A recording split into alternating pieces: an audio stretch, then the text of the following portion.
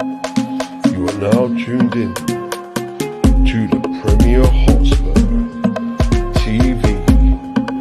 Sit back, get involved, comment away, because we are live. Hi guys, welcome back to Premier Hotspur TV. It's your man Simon, North of England, still the Spurs fan. Yes, guys, it's the post-match from the piss-poor performance yesterday from Tottenham versus Arsenal. We're going to give you the post-match reaction, guys, and we'll give you the player ratings tonight. And today, guys, I've got my co-host Matt, and we have got Ken on again. The Arsenal fan, he's happy as Larry, smiling away. Kenny, how's it going? Well, I'm very happy, as you can see, is that it was a great performance by us, especially for most of the match. We wanted it. When I was speaking to you guys on Saturday, I was really fighting against the fact that a lot of Arsenal fans say the game's more important for Spurs, and I wanted us to get away from that, because I thought if you have that kind of mindset, then what will happen is that, and you take it on a pitch, then Spurs will win the game, because when you play Tottenham, especially when it's a high intensity game, you need to be at it 100%, because they've got players that can hurt us any on their day, and they're more than happy to stay in the game to the 80th minute. And when it's 0-0, and you've got players like Harry Kane, playing really well, you've got Lucas Moura doing what he was doing. That's where Spurs can take the game with you, because remember, the goal you scored yesterday was 100% against run of play, but it was that quality. And I think in terms of like that intensity, we need to be at it. In terms of Spurs, from the outside looking in, the only player that showed some passion for a North London derby was the guy who got himself sent off. He's the only one who had a bit. He's the only one who had a bit of passion. And I think that MRIGO, he had to, for him to say after the match that he was very disappointed in the way you played and blah blah. It says a lot. It has to come within. It has to come within. You have to feel that pressure for the North London derby. Maybe if there are crowds, who knows? But surely the build up to the week, surely when you're playing Zagreb, surely some of your players must have looked at it for, right, this is Arsenal, chance to do the double. We never really do well at the Emirates. This is a chance. And I think, Spurs blew it because they were overconfident, because they thought that the tactics that they used in a game in December were going to be okay to use them against us yesterday. And they got mistaken. We weren't going to fall for the traps we fell for in last game. We had about 70% possession at Tottenham Hotspur Stadium, but you had 2 goals and you had something to hold. That wasn't going to happen again. We weren't going to be that stupid to let that happen. I just think, Kenny. I think from the word before even the game started, when that team come out, and we had Doherty playing right back instead of Aurier, I think that was the actual key. Me personally, I would have started Aurier. But you literally started the game well. You literally come at the traps fast on us, mate. You caught us out, and we started absolutely sloppy. How you didn't go 1 or 2 up, it was beyond me and Matt, seriously. But a post to the bar. the goal come on the 25th minute, and it was an absolute outstanding goal. It was horrendous. It was outrageous, it was outrageous effort from Miller. And me and Matt were saying, do you know what? Let's get to half time. We're not playing too good, but let's get to half time. Let's not concede. But what happens? An absolute awful goal to concede, Kenny. You know what I mean? And that actually probably done you a favour going at 1-1. That gave you the pick up. You know what I mean? And coming out the second half, mate, we did actually come out quite good, Tottenham. We come out quite. We had a couple of good chances, but the penalty, Kenny, me and Matt were just speaking. Was that a penalty in your eyes? Well, that's the situation. Is that there's some gooners behind the scenes who think it wasn't a penalty, and there's a lot of gooners who think it's not a penalty. There's an argument in the studios, the Sky studios. They're saying Jay Redknapp says no penalty. Dawson says no penalty. Fred Lindbergh says no penalty. Genus and Keown are both in agreement. But we had a situation. I remember 2 situations involving North London derbies. The first one goes back 19 years when we beat you 2-1 with Gustavo Poyet and Sol Campbell. Same situation. Gustavo Poyet's got to kick the ball, and he's miskicked the ball, and Sol Campbell's collided with him. We said no penalty. Referee's given a penalty. Last season, you know, Song and Xhaka. So really and truly, the moral of the story is that when the player's in the box and you're the defender, you've got to let him shoot. You've got to trust your goalkeeper, because any contact, regardless whether it's accidental, minimal, or after the event, it's going to be a penalty. Referees are going to give those as penalties. Even I think what a lot of fans, you know, like Spurs fans, are thinking, well, if he shoots the ball and LLORIS saves it, or it goes in the net, they wouldn't give a penalty. I understand that, but you put yourself at risk when you make contact in the box. It's the same situation when a guy goes past you in the box, or he tries to come from the wings, go in the box, try to make a cross. You've got to let him go. You can't make a challenge, or you make a block, but you don't make any contact. You put your body in the way. But when you make contact, you're running the risk of getting a penalty, and that's by the letter of the law. That has to be a penalty. Morally, probably not a penalty, but there was collision there, and it doesn't matter whether he's miskicked it or not. Sanchez is stupid enough and reckless enough to make a challenge. And the reason why he's made a challenge is he's panics, because LLORIS put him in trouble. All of your defence panics. Now, if LLORIS kicks out the field, that situation doesn't happen. So you're on the back foot. You know, like I said, you're scared. You're worrying about the situation going 2-1 up, and then when you're panicking in the box as a defender, suicidal. It's suicidal panic. But LLORIS needs to explain himself to his teammates and why he put himself in that situation. Yeah, I think Matt's got the other side to that, Matt. You don't think it was a penalty, Matt? No, I think just watching it back, if the referee didn't give the penalty, VAR have already come out and said they wouldn't overturn the decision. So it just baffles me with VAR itself. Like, why aren't you getting involved in situations like this? You know, I mean, I'd be happy if that went for us. But, you know, it gets to the point where you're like, football's just turning into more, for me, just a bit of a joke. You can't tackle anymore. Yeah, I think Sanchez is really unlucky. If you actually look at it, Lacazette's completely missed the ball, and then his body's kind of gone. Obviously, his gravity's gone to that side, and it's actually kind of a 50-50 kick on each player. That's the thing. It is a 50-50 kick on each player. But when you're in the penalty area, and as a defender, the rule of thumb now in this day and age, especially in the last 15 to 20 years, don't make the challenge. Just don't do it. You've got to trust your goalkeeper there. Your goalkeeper trains for one-on-ones. He train. You know, it's not a given that a striker is going to put the ball in the net, especially when they're on goal. There's many strikers. You've seen Rashford this season for Man United. When he's one-on-one, the goalkeeper, you know, narrows the angles, he makes saves. And I think that's where defenders are still, their mindset is to panic when they're the last man in the box. And that's what happened. The situation was panic because the goalkeeper kicks the ball out. And the minute Pepe is positive, and he does on the overtime, he makes a quick, sharp pass, that's the panic setting. Lacazette got overexcited. Even Lacazette would say the penalty is lucky. It was a lucky decision. But is he saying that because he didn't think it was a penalty? He probably doesn't think it was a penalty. Or is he saying it, oh, you know what, I really fluffed my lines here, and thank God for Sanchez getting him out of my hole. Because can you imagine the furore if Sanchez doesn't make a tackle, but he does what he should have done, is to get his body in front, but not, you know, like I said, follow through, and Lacazette misses it. That's it. That's what Sanchez should have done as a defender. All right, Matt, you're saying it's no penalty, but if you're in that situation and you know you can't make contact, then you do the next best thing. You make sure that the striker doesn't have an angle to see the full picture of the goal.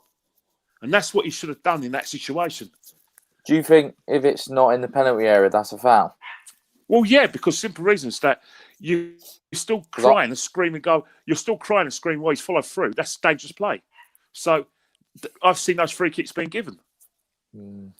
I don't think that would have been given if it was outside the box. That's my personal opinion. I think the problem, if you look at the consistency of that fixture, yeah, and in terms of the penalty that you got last season, yeah, and the season before when you got penalties that are 50-50 controversial, but it was all the situations were Songs lost control of the ball, but contact's been made. The referee feels he's got to give a penalty last season. The season before, where there was a penalty with Kane, I don't know where it's the same situation. Where I think it involves Song again. Like, you know what I mean? I think it was Song again, where this time it's Holding has got on the wrong side of him, going nowhere, but there's contact. And I think that's the thing. Until defenders realise that you can't make contact with a striker, then you're going to see situations where even though it's accidental and people think it's not a penalty, referee's going to blow. They should know the rules by now. I just think for me as well, I think VAR needs to get a hell of a lot more involved to help out these referees because they're just not good enough. I've watched Michael Oliver's view of. He's actually close to that view. They were saying on Match of the Day, looking at he's in the perfect position to see that. I mean, even the commentary on the TV have said what a tackle. So I don't know. And VAR is supposed to be there to clear up obvious errors, and it is an obvious error. Yeah, but he's seen that in real time, isn't he? Now, in real time, right?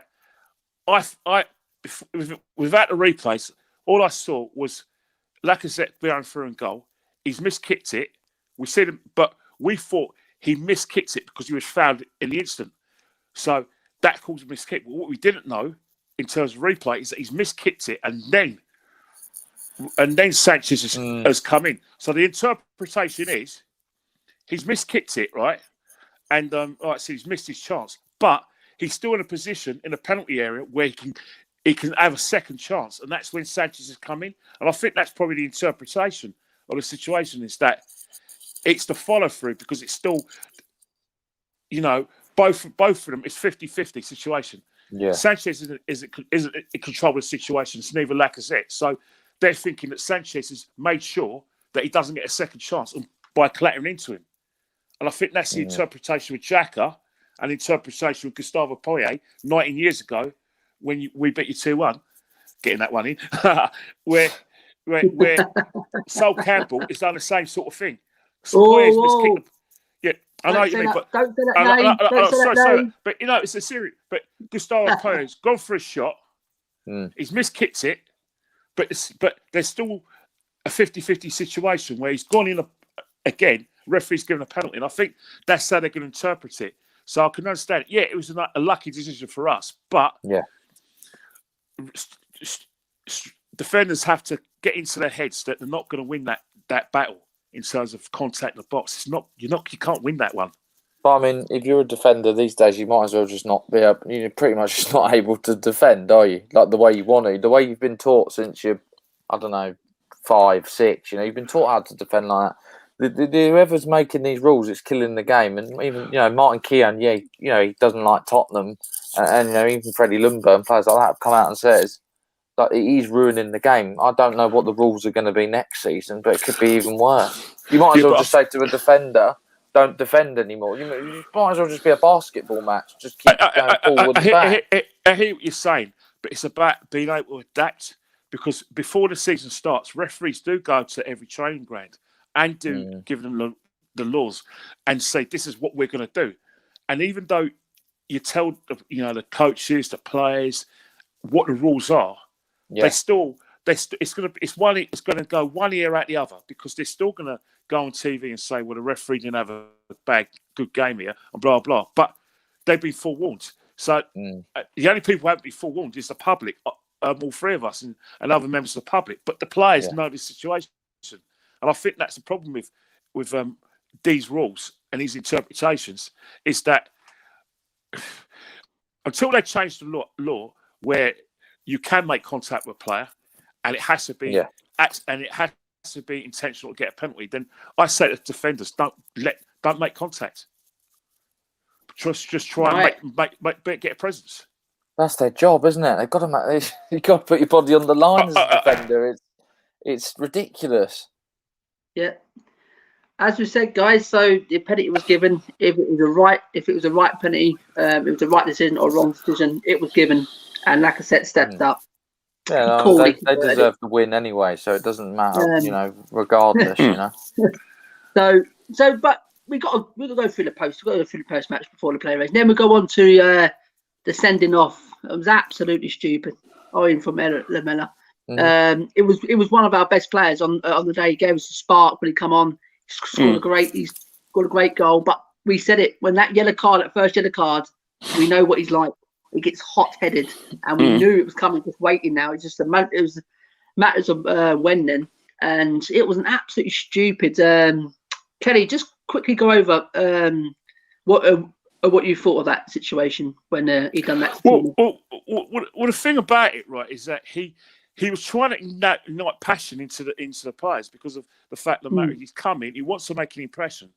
He gets that booking, and then what happens is that there were other instances where he makes the same sort of tackle again, where he does leave his footing, and there was another incident when Arteta started doing the stamping sign where he does a low block tackle, gets the ball, but he's followed through. And I was saying, look, this guy needs to sort of calm down here, because if he doesn't calm down, then he's only going to get himself sent off. Because trust me, when he made that tackle, Lacazette was in the referee's face. So was Xhaka. Look at him, have a word with him, watch him. It was only a matter of time. And all he had to do was raise his arms. The minute he raises his arms, it doesn't matter where it catches Tierney. It could catch him on a shoulder, it could catch him in the face. Doesn't matter. The minute Tierney goes down, he's off. And that was the situation.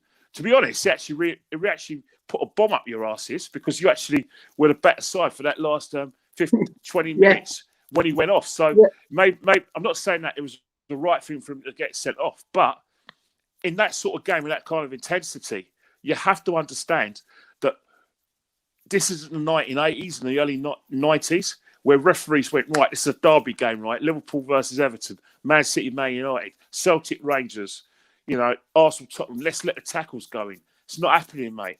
It's not happening, man. It's not happening. Referees are not going to let tackles go like that.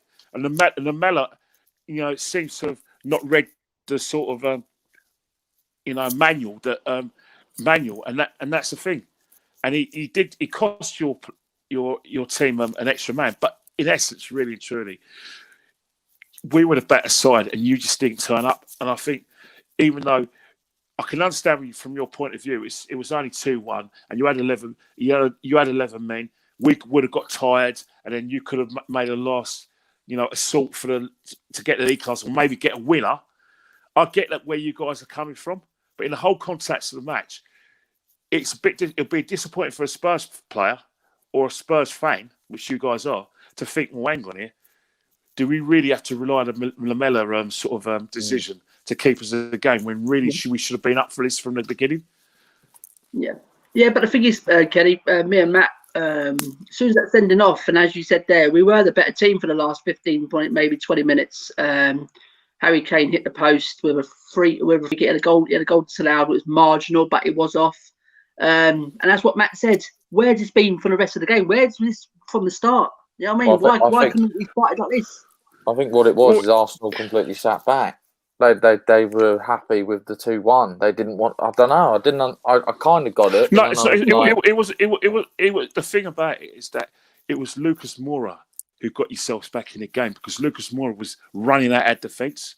So what was happening is he was creating panic for Partey, because he was getting past the Partey's press and he was getting out back four, and that's when we started to give away quite a few free kicks. And so really and truly, it wasn't a case of us sitting back. We sat back after you started getting free kicks, because remember, we brought El Neni on, we brought defensive mighty players, so we didn't have that outlet to kind of hit you on a counter attack. So in essence, we nearly we put ourselves in a really difficult situation we didn't need to be, but that was because you were running at us and creating space. Like Lucas Moura, when he's running past their press and getting our back four, all Harry Kane has to do is just make sure his movement is top class, which it normally is, and then get in those positions where Moura can find him and he can have a shot at goal. So really and truly, it's credit to Moura for recognising the situation. Yeah, absolutely. Go through some comments here, guys. Got a few here. Yusuf says hello. Yusuf says tough one to take for you guys, but I'm just satisfied with the Rabona goal. Yeah, it was an absolute corker. Yusuf says you guys look happier than I thought you will be. To me, I don't. Matt's more a bit peed off still. Adam, Coco, and Lucas, two of our best players yesterday. Jose needs to man up and to take part of the blame. I think he will do. I think Jose will too. I just hope Matt's dad is fine. Seemed gutted. Yeah, they're both gutted. And Lucas was the only player that was playing well. Sanchez was decent though. Harry said hi, Simon and Matt. How's it going? Yes, we're all fine. Yusuf says see you soon. Spurs 95 says hi guys. Nice, good to see you again. What an absolute crap performance yesterday. Woolwich were there for the taking. And Spurs 95 says, why take Bale off when you need to win the match? Yes, we'll get onto that one. We'll go to player ratings. And can I say something controversial about the Bale situation? Got it, mate. You know, earlier I said that Bale's best position is where he's playing for Real Madrid and he plays for Wales. And in his last season, when you give him a free role, the problem is that Bale was part of the problem. Especially when we were getting overloads down that left-hand side where Tierney was roasting Doherty. Because what's happened is that Bale's a bit like Saka for us. Is that we all know that going forward, they're brilliant. But in terms of, even though like Bale was a natural left-back and the natural was turned into a defender, and Saka was, was a left winger, then became a left-back when he first came to the side. Because there's so much of attacking play, defensively, they're liabilities. And I think yesterday that Gareth Bale was a massive liability because in terms of I can imagine that the tactics were for Bale to play the inverted sort of right winger, but he had to support Doherty. You know what I mean? He did, but what Bale was doing, he was trying to be an outlet for when you were on the front foot, but you weren't on the front foot. So Bale had to get back and get close to Doherty, but he didn't do that. Because he was hoping that you win the ball and then it would have acres to run into, same as Song. But that never happened. And Bale didn't follow the team plan and he wasn't in tune with the pattern of how the game was going. And I think he was a liability. So people say, oh yeah, why take Bale off when you guys are trying to get 2-1? But let's face it, he did play well. He didn't have any apart from it was his crossfield pass which set up the goal.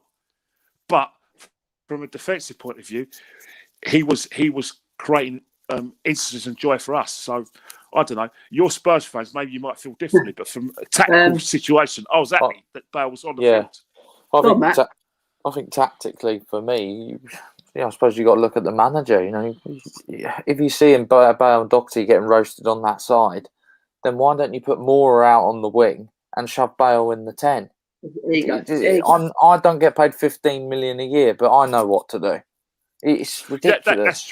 That's true because Moura would make sacrifices for the team to extend. Yeah, he tracks back. Or why don't you just put Bergwijn on the bench? Bergwijn does the job. Yeah, he'll do a job down right. Well, the thing with Bergwijn is that the problem. I don't know what's happened. Obviously, is he injured? Or is it you guys would know? You guys would know more than me. But we don't know anything. That's the problem. He's deleted most of his posts of Spurs on his Instagram. Well, something must have happened in training. But the situation is that the way you were playing when you were going for the top of the table, it's not workable. Teams have worked that out. As I said to the Irish Hotspur channel yesterday, what I say in terms of Spurs is that your decline started when you had that draw at Selhurst Park, when you drew 1-1 and then went Liverpool, who were there for the taking. You actually battered them and you're the better side. Yeah. You actually you actually had a pattern of play where you recognise if you play the ball over the top and get past that press, you can go and win the game. But because you lost that game, confidence went down. And I think players like Bergwijn, who were like the golden nuggets in your side, were also all of a sudden not needed, not wanted. And that's when Gareth Bale had his kind of renaissance. And I think that's the problem you've had, is that you let the Liverpool result get you down, which I'm glad because it's as an Arsenal fan, I can't have you winning the league, because you winning the Champions League and us winning the league is terrible. But from an outside looking in, you know, when you watch other teams, because you know you're going to play them. I just think that in terms of Spurs, Mourinho needs to make a decision. Does he want to play the Spurs way that you had under Pochettino, where you press teams at the game and you on the front foot, and you basically had goals from Eriksen, Ali, Song, and Kane? Do you want to go back to it, which is very successful? But to play that way, you have to do the hard yards in terms of pressing game. Or do you want to play this new way, which let's face it, is a bit incomprehensible and an outside looking in? So that's where Mourinho's going to earn his money, because if he plays like he is now, then you're going to have the same sort of results he had next season. You ain't going to challenge. The way for me, we have to play like we have against Palace and Burnley. That is our strength. We cannot play this sit back and soak it up. It doesn't work. We concede too many goals. And then because that mentality's in us for that game, we can't seem to snap out of it. It's like we're being hypnotised and we just can't get out of the trance. That's what it's like. If I could describe it. Yeah, one player's benefited from that kind of Mourinho's tactics. Harry Kane, in terms of that, is now in all-round game. It's probably probably the best in the Premiership in terms of his numbers. The only player who's got the same sort of numbers as Harry Kane is Bruno Fernandes at Man United.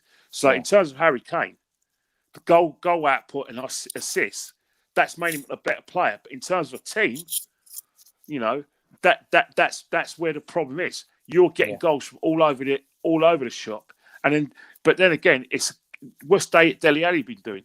For as far as I'm concerned, from an outside looking in, Dele Alli has basically been living off the 16-17 season. Since then, inconsistent. I thought when he came on yesterday, I thought he actually looked pretty decent. He was inches away from nodding that in the net, wasn't he? I thought he did more than NDOMBELE anyway. Yeah, even so, Dele Alli's standards have dropped. It's dropped. Yeah. So we've got Bob's Spur TV here. As going, Bob's, thanks for tuning in, mate. Again, Jose put some blame on his players not doing as he's told them. It's happened a couple of times. How long before you start questioning yourself? I think he's on about Jose. Yeah, and great show, lads. We'll go on to the player ratings then. Matt, we'll start with Tottenham first. I've got the Arsenal as one as well, Kenny. So you can give us your player ratings on the Arsenal ones, mate. Hugo Lloris, you gave him a 7. Matt, why did you give him a 7, mate? Felt bad for him yesterday. I don't think he really could do much. Nothing he could do about the deflected goal. Nothing he could do about the penalty. Maybe he could have kicked it a bit longer. But, his whole team and his defence completely let him down yesterday. I mean, he came for corners and, he didn't really make a mistake, really. So how can I've got to give him a solid 7. And he came out and did an interview at the end of the game. So... No, at least he had the balls to come out as captain and go, that was not good enough. No one else did. I totally agree. Yeah, exactly. I totally agree with that, mate. I'll give him a 7. And the defence let him down big time yesterday, especially Doggy. He was absolutely trash yesterday. I do not know how Jose didn't see that in the first half and not take him off Rory. Seriously, I was literally waiting for it. But, hey, it's gone now. Then we got Mr. I'm a Gooner fan, Doherty. We gave him a -1. Matt, you said 1. You said you can't give your players a 0, and I've overridden you on this one, mate. The only one I'll give him -1, me personally. Fine, mate. Maybe I agree with you on this one. Yeah, I think I want him out. I don't want to see him in the starting 11 again. I don't want to see him in the squad. Had enough. Not good enough. Get out of my club. You're shit. That's the end of it. Kenny, just give us a light on this one quickly. He was terrible yesterday, mate. Look, I've said it many times, right? That Matt Doherty played his best football at Wolves when he played as a right wing back, and the reason why you signed him is because one of the things that his strengths were, and the extra dimension that you guys were looking for, is that he had the ability to get in the opposition penalty area and come up with the odd goal. Now, again, you don't play the back three, and you certainly don't play wing backs. And if you have under Mourinho, it's a very rare occurrence. So, again, why have you bought a player who's not a right back? Why don't you, if you're replacing, right backs like Trippier and Walker, get the best in the business. Go and look for the best right backs out there and get the genuine right backs. If you're not happy with Aurier or you want to get competition with, don't just get someone because he's available at a cheap, not name price because he's in the last year's of contract. That for me doesn't make sense. Now, if he came to Arsenal and we were playing a back three all day long, I'm taking him. But I'm not too funny. I'm not trying to take the mickey off it. But come on, you had a lad that there's a lad that who I want at Arsenal. I'm desperate for Max Aarons or Lamptey. You trying to tell me that Doherty is better than those two? Lazy recruitment for Tottenham. Yeah, trust me. Yeah. Right now, we're not happy with Bellerin at Arsenal. No way we have. And I'll tell you, the players I want better than Doherty. I'll tell you that. Well, we know that. The player that I want to replace Bellerin with is Max Aarons, who's wanted by Bayern Munich, by the way, or Lamptey, although he's pretty small. But there's sort of personnel that I'm looking at. I think I'm more fuming than Carl Walker-Peters is at Southampton. I'd rather have him. He's tearing it up, Yeah, but again, it's down to your recruitment. But as I said before, it's a Spurs issue, not mine. But if you're going to buy a right wing back and not play back three, then I don't understand the recruitment there. Yeah. So we'll just go away from that one because he's absolutely winding us up. The next one is Mr. I give away stupid pens, Sanchez. Matt, you gave him a 6, mate. Are you still having a 6? Yeah, no, I thought he didn't have a bad game. He actually defended pretty well. He blocked most of Arsenal's chances. He had won headers. I mean, we'll agree or disagree on this penalty, but I think it's unlucky on his part. He wasn't happy with it. There's loads of pundits that aren't happy with it. Yeah, and he was easily probably the best. He was the better out of the two centre backs. He at least tried. He nearly scored a goal. Fantastic block by Gabriel on the line. So, I mean, yeah. Yeah.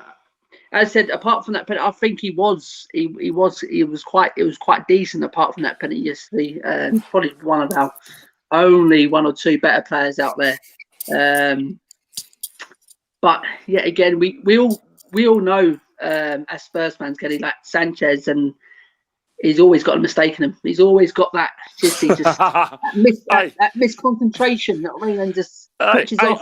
I was at Wembley. I was at Wembley when we drew 1-1. When we battered you performance-wise, and we should have won with that last-minute penalty by Aubameyang. But I just remember the way he headed the ball into the turf when there was no danger. Ramsey managed to, like I said, get the little pass. I think it was a Wobie got put him through, and he went on to score, and that was a Sanchez mistake. But again, looking at Sanchez, it beggars belief what's going into centre half, because we were told at the beginning of the season Eric Dyer was your best centre half. So what's happened with Eric Dyer? Well, crap, that's what it is. We don't know. I know that, and I knew that. Head off. I knew that. I know that. I mean, he said he doesn't want to play in midfield. Yeah, he wants to play centre half. Mourinho, I don't know. Maybe they speak the same language. I don't know. But all I'm trying to say is that Eric Dyer put in a very, very good pitch to be your main centre half, and all of a sudden he's back on the bench. Yeah. So the next one, we'll go on to this one. Toby, Matt, you gave him a 5. It wasn't his best game yesterday, was it? Yesterday, Matt. I don't know. Just didn't look himself yesterday. Like over the last couple of games, he's been really confident. He's been strong. He's been holding that defence together. But maybe can't do it all the time, Matt. No, of course not. But Toby, was it a fair judgment giving him a 5, or would you think of giving him more or less? No, I think a 5 was fair. I think Sanchez was better out of them two. He struggled. one, he's got to try and direct Sanchez. I'm sure he's probably had to have a go at Doherty, and they're just thinking, what is this defence today? It was an absolute mess. Midfield was a joke. Like, if you just break him through midfield every time, what can you do as a defender? You must be thinking, there's only so much I can do here. Yeah. The long balls weren't working. Arsenal were, easily intercepting them, and they defended really well. A badish game for Toby. It wasn't his worst game. He didn't really make a mistake. He was very unlucky with the deflected goal off Odegaard, or Odegaard, I don't know how you say it. He's just a bit unlucky in that sense, but he'll come back, I'm sure. Yeah, and the next one's going to be quite interesting because when we was doing the combined 11, and this one was a bit sticky one, was the left-hand side. It was Region, game before. Matt, go on, you can have your say on the phone, and I'll get back and I'll ask Kenny about him as well. I mean, he struggled yesterday, but he's playing against a much better. I mean, I think Cedric Suarez is actually quite a good right. I thought Bellerin would play, but Claude and obviously Kenny told us on the weekend that they thought Cedric would come in. It was actually a good move because he I don't know. I would have loved to have. I think if you had like a Tierney or a Region on Arsenal side against someone like Matt Doherty, I think anyone could have. I reckon both of them would have raced past him. Honestly, it was like a field day. When you're 1-on-1 with a player like that, he's got no pace. He doesn't take anyone down. He doesn't foul. We just couldn't really get Region into the game. But the one time we did, he knocked the ball back to Mora. Mora did a bit of skill, and then Lamela's Rabona. We just couldn't really get him up the pitch. I don't think it helped Son going off on the left-hand side. That didn't help. But Arsenal marshalled him really well, and Tierney had a better game on that day. I still think it's quite a close battle between them two. They've got to be in the top 5 left backs in the Premier League for me. Both of them. Yeah. Well said there, Matt. Yeah, as I said, when we was going to do that team the other night, and this was the sticky one. This is quite tough. It was torn between the two. We knew how good Tierney was. He is a very good player. It was funny because someone put it on Twitter the other day. Oh, at least Region he's got a Europa League, and someone's come back. Well, Tierney's got about 15 trophies at Celtic. So here you go. You know what I mean? It does make laugh when people don't do their research on players. But Tierney, I did say it the other night though, Kenny. He is a good player. But I thought it was a very close call between them two. But he absolutely toasted flipping Doherty. He just did. Okay, it wasn't hard because he's absolutely shambles. But he is seriously some player, that Tierney. And in the first half, I thought Region wasn't too bad. To me, he was getting down that flank a couple of times, whipping a couple of balls in, but I think he fizzled out in the second half in it. And to me, Tierney did look the better left back yesterday. But as Matt said, I don't think there's too much between them, Kenny. Do you agree after that performance yesterday? Look, Region, it wasn't his game. Spurs were running the cosh. He was able to defend a lot. Where with Son playing, Son gives him an outlet. Son plays inverted, and that allows him to get in and put in some great crosses. Like I did my player ratings with Lee Guller, and I said that Region and Tierney are probably the best left backs in the country. And I've got people saying, "How can you say that? You're out of order. You're talking rubbish." And I said, and they're saying that Luke Shaw's better than them. And I'm thinking, well, hang on here. And he's obviously is a Man United fan, so hang on here. Luke Shaw had a great game against Man City, but in terms of like consistency over the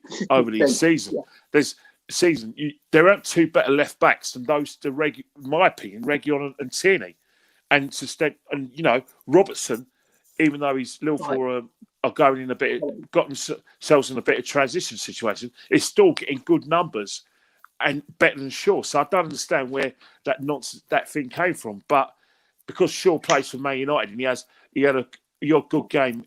He's in a bit of form since the turn of the year. They're saying he's the best left out of the country. He isn't. But in terms of Region, you have to, if you don't allow players like Region to play, which we didn't, then he's not. Then you're going to see 4 out of 10 performances, and that's good for Arsenal because he is a menace and he is dangerous. Yeah, absolutely, Kelly. Yeah, you wrapped it up quite good there, mate. Yeah, they are two probably the best in the league, and everyone can say Shaw now, but as you said, it's the consistency with Shaw. He doesn't do it every week, where these two normally do.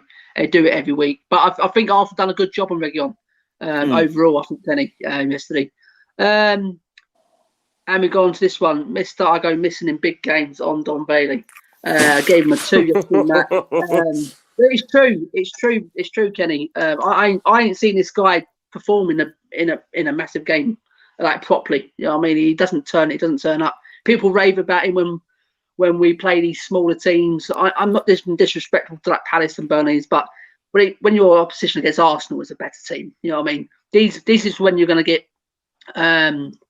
known if you're a very top player, if you can perform against the Arsenals and Cities and United. So I mean, these are the, you know what I mean? But when you don't turn up, you know what I mean, that's really pissed me off. You know what I mean, and I think I totally agree with Matt's 2 there. Matt, why do you give him a 2, mate? Couldn't string a pass together. You got outstrength by Odegaard. No offense, but that shouldn't even be done. He should be pushing Odegaard off the ball. He's not exactly the most physical player. Yeah, I don't know. He just hasn't been at it the last few weeks. I don't know if he's tired, whether this new role doesn't suit him. He didn't press. He didn't really track back that much. He looked a bit lazy. Yeah, he deserves a 2. Yeah, that's as simple as that. He didn't even do his surging runs that he normally does, and there was so much space at times in that midfield that he could have gone forward, and he didn't. Absolutely. As said, go back to combined 11. Kenny and Claude gave us Pierre and Ndombele, but in that first half, Partey and Xhaka just looked miles better. Just looked literally just. They weren't.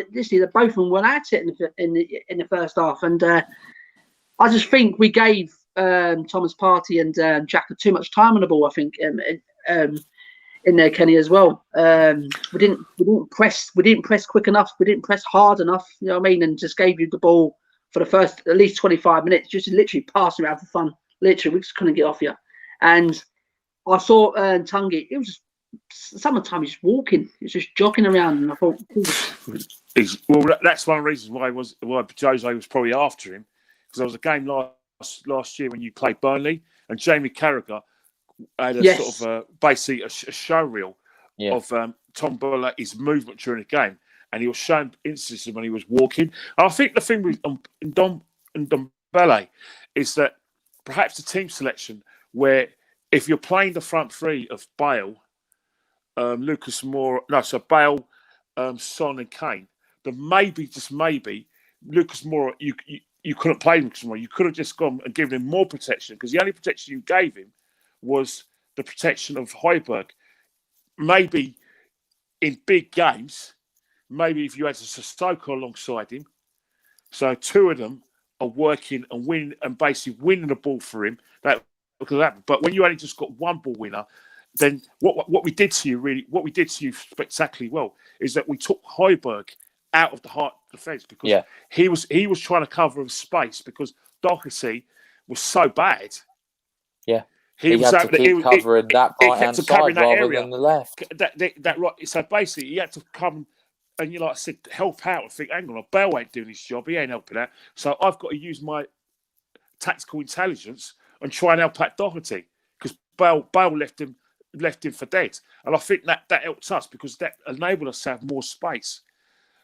And then so you've got Lucas Moura, who's not going to be, all due respect, on the front press. Ndombele just got bullied out of the game mostly by Xhaka and just as much by Partey when going the other way. That's where I think that Spurs kind of struggled. And that's why maybe you could have done with Sissoko, because you look at Liverpool. Whenever Liverpool play at Anfield, they play a midfield 3 of Curtis Jones, Thiago Alcantara, and Ronaldo. I'm sorry, mate. There's no way. No wonder they get beaten at Anfield, because Curtis Jones, is he going to press and do what Fabinho does and what Henderson does? No. Is Thiago Alcantara going to be That would do it. No, he's going to try. So if it's Van Alden, that would do three people's jobs.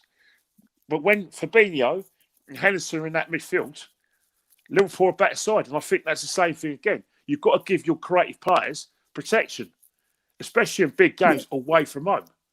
If you don't, and you just don't, and then one of the player that's meant to give the guy protection is having to do cover for, like nonsensical, lack of tactical application players, which you had on the right hand side, then it was a win-win for us. There was so much space, but again, we did it to you by exploiting the overloads down that right hand side.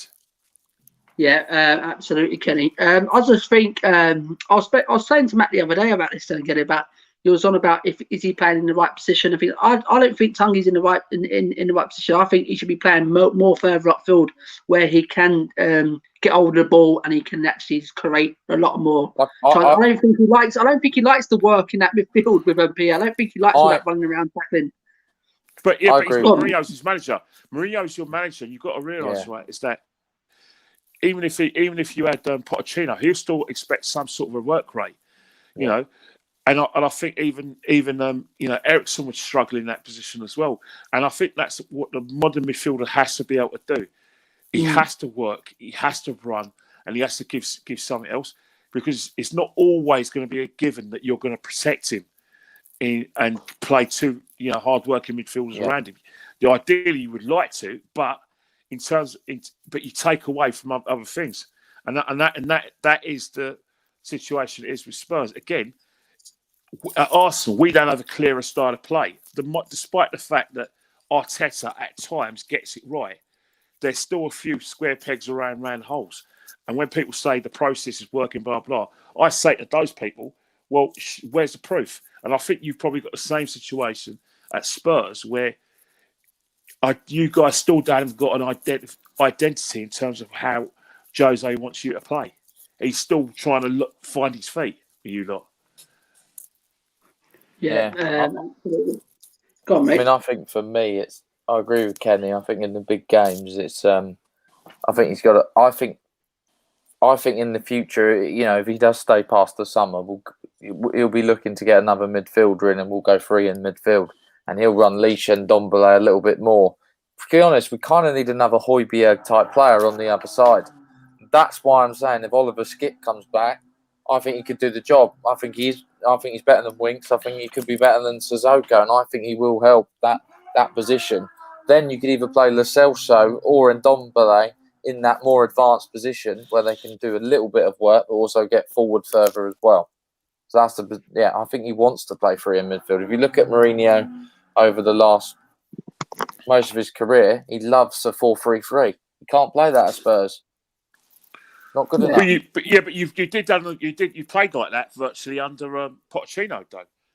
In a Poch. Well, it was more of a 4-2-3-1, really, because Eriksen was in that 10. Yeah, it was definitely. But in terms of there is capabilities. But again, that is how you're going to have to try and find that way, because the best teams in the world are playing 4-3-3 now, and that's the way to success. You cannot. People may maybe not please in the eye, because what's happened is that in essence you've got a defender who's probably marking no one; he's just marking space. Yeah. But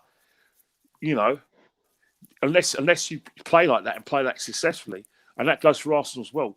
Arsenal won't challenge for the league. We won't be able to get in the top four and eventually win the Champions League if we're not playing 4-3-3 and not doing it successfully.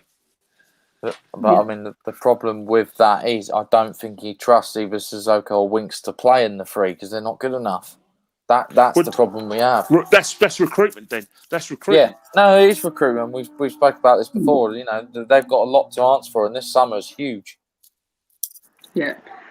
So we've got Paul in the chat. Hello, lads. Big up, Kenny. I'm still depressed this morning. So most of us. We go on to the general, the Viking, Pierre. Matt, you gave him a 3. It wasn't his best game this year, was it, mate? Yeah. No, obviously I'll call him out when he doesn't play well. I think like Kenny said, you got to feel a bit sorry for him. He was he was having to cover pretty much most of the middle of the pitch, and eventually your legs, will go. He had to keep coming over to Doherty's side because like Bale wasn't doing his job, and yeah, it just wasn't his best game yesterday. Yeah, it's probably as poor as I've seen him since the Everton game. But I think the whole rhythm of the team didn't help. The transition from defence to midfield was shocking. Yeah. He's still a quality player, and yeah, hopefully with his mentality, he'll come back firing. Yeah, and then we'll go on to quickly. We'll skip on to Lucas. Matt, game 7. Probably our best players today. If Lemon stayed on the pitch and he continued as he was, it was probably between him and Lucas yesterday. But we'll give it to Lucas. Matt's game 2 yesterday. Matt, game 7, mate. Oh, I thought he was really good. He pressed. He at least tried. He ran through Arsenal's defence. When he got picked up the ball and went past 4 players, I was like, "Whoa, where's this come from?" But he was showing drive and ambition, and he was the only one who took the game with the scruff of the neck, like he cared. That was the thing for me. He pressed. He never gives up. Yeah, fair play to Lucas Moura. He's the only one. Him and Lamela. Obviously, Lamela with the red, no, but them two are probably the only ones who can go in with their head held high and go, what the hell happened to you? The other 8 or 9 of you out there, where was it? He gets it. He clearly gets the North London derby, and he gets what it means to be a Tottenham player. Yeah, absolutely. Then the next one, it's Mr. He turned up against small teams, Mr. Gareth Bale. Matt, you gave him a 5. It wasn't his best game yesterday. But before I go over to you, Matt, where Kenny was saying about Jose, you got to call Jose out, like how he sets up teams and things like that. I think yesterday, as we were saying earlier, he should have put Moura out on that right. Mm-hmm. He's got more energy than Bale, and bring Bale into the 10. Yep. You know what I mean? And he probably would have dealt with Tierney a bit more and gave Doherty some help. Bale, with Bale, he's 31, near on 32, coming up in July. He ain't got the legs going up and down no more. The guy if you give him the correct role, he still can be a dangerous player. But to me, we've said it before, Matt. How many times we've said it? He does not go up and down wings no more. No. You know what I mean? He's not 21 no more. Matt, you gave him a 5, mate. Yeah, I felt a bit bad for him. Yeah, it wasn't his best game. It was his crossfield ball that set up our goal. When you give him the time and space, he'll do it. Like I say, I'd give him a free roll and let him go from right into the middle. Mourinho should have, and Sacramento should have realised this ain't working. Doherty's getting absolutely destroyed. Bale's not tracking back because he doesn't have the legs or he doesn't want to get injured. So they actually made Bale look worse than he was. Put him in that middle. Put him in the 10. Put Moura out on the other side. I don't think Bale, did too much wrong. I mean, he was, he was as good. He was as good or as bad as the other attackers were. I don't think it's fair to criticise him out. And I still believe he's going to have a big say to the end of the season, and he'll score again. Don't worry. Yeah, Kenny, just quickly touch on Gareth Bale. We've just said that yesterday. He could have done with just putting more out on the right in the 10. Would that have made a difference with Bale's performance? Defensively, got more out of him. Defensively, it would have probably out Gareth Bale a lot. But the problem with Gareth Bale is that the Gareth Bale running from deep, it's not going to happen, especially when he hasn't had much football in the last few years. He's probably best in a sort of further up the field where he gets a bit of service and he can go into the last third, do his business in the last third. And I think that's probably where he plays best football. But for Gareth Bale to be effective, you have to be in the front foot, Spurs. You have to be dominating the play and push the teams back. Crystal Palace played really well, and the Burnley as well. But that's because you were on the front foot. You know what I mean? If you're not on the front foot, then players like Gareth Bale aren't going to work for you. Son and Kane will, because Son and Kane, in terms of like their youth and the fact that they're more than that. One's happy to play with their back to goal and playing the number 10 role. The other one's happy to just run, knowing he's going to get service. That's not Gareth Bale's game. No, absolutely, mate. And the next one, if I had to say it about Bale, I'd say it about this man. We have to call him out when he plays a bad game. Mister only turn up in the last 20 minutes, Harry Kane, and that's what he done yesterday. For the whole game, I know what Matt's going to say. He wasn't given the service. He wasn't getting the ball much. But it just wasn't one of his best games. It's not. Harry Kane loves a North London derby. Don't get me wrong. He scores in every single North London derby, bar from yesterday. You gave him a 5, Matt, and I think he did. We saw him the best out of him the last 20 minutes. Yeah, but for me, no coincidence. You saw the best out of him when we decided to attack, and Arsenal were petrified. They were petrified that last 10 minutes. I spoke to my Arsenal friend today. He said I was bricking it that last 10 minutes. He went, "You hit the post. You had one cleared off the line." He went, "Where was that in most of the game?" If we would have played like that, mate, you would have seen a Kane goal. There's no doubt about it. Or you would have seen a player like Bale in his strength. When you play that front four, like Kenny says, you've got to attack and you've got to get moving and press and play high. You can't sit back and play, sort of constructive football. It doesn't work with those front four. And you nullify Son, you nullify Kane, you nullify Bale. You got to play front foot attacking football. That's where we've got to go from now. No more defensive football. It's not working, and we can't defend. So there's no point. Yeah, go on, Kenny. If you want to say something, Kane. No, all I'm saying is that like the batteries are going all funny. So I'll just do the Arsenal ones quickly for you. So after you do something anyway. Well, we haven't got the Son. What we do, Kenny? Me and Matt will go back on to the top ones in a minute. Yeah. Leno, I'm going to give a 6. He didn't have much to do, but his handling was fantastic. And so, but there was times when I thought he was going to Harry Kane. Said, "Hey, here you are, mate. There's that corner for you, mate. Just go there because there's a lot of space there." But apart from that, very happy with him. He's improved a lot since last season. Yeah. Cedric Suarez. 7. I thought that he put Reguilon under a lot of pressure, and he handled Son very well before Son went off injured, and he certainly was gave us a very good game in an attacking sense. And he got a goal, Kenny. Suarez. And he nearly got a goal. Sorry, he nearly got a goal. Yeah, he hit the post. He hit the post, but But in terms of like the team situation, going up and down, see, I don't know what it is, right? Because Bellering's our number one in terms of Mikel Suarez, but he's probably not our best right back. It's probably because every time I see Cedric Suarez, I see someone who knows the game tactically, and obviously he hasn't got Bellering's pace, but he's a strong runner. So when I look at it, he's very unlucky not to get games. He really is unlucky. But saying that, Arsenal have to buy a top-class right back, regardless of whether Suarez is in form, whether Bellering's, is leaving the club as we're led to believe. Yeah, you're probably the same as us, then, Kenny. David Luiz. 8. I thought his performance today was fantastic. Sorry, yesterday was fantastic. He despite what a lot of people say about him at Arsenal, he's still our best centre half. And his performances suggest that.